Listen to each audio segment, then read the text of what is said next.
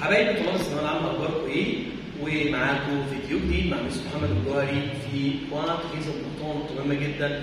فيرب باسي، ايه حكايه فيرب باسي؟ فيرب باسي يا جماعه بيجي في زمن من اهم دروسنا لو باسي كومبوزي، بيجي دايما مع الاوكسيليير اترا، يعني دايما لما اتكلم عن فيرب باسي بقول ايه امبارح je suis passé chez le dentiste. Hier امبارح je suis passé chez le coiffeur. او hier امبارح j'ai passé la soirée avec mes amis.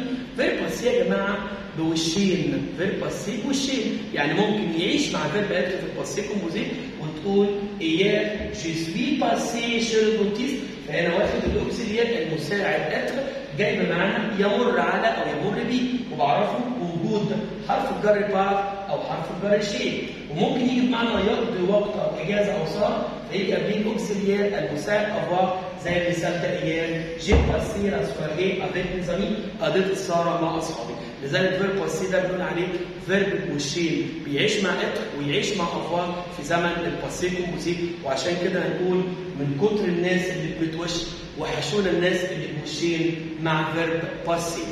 ميرسي.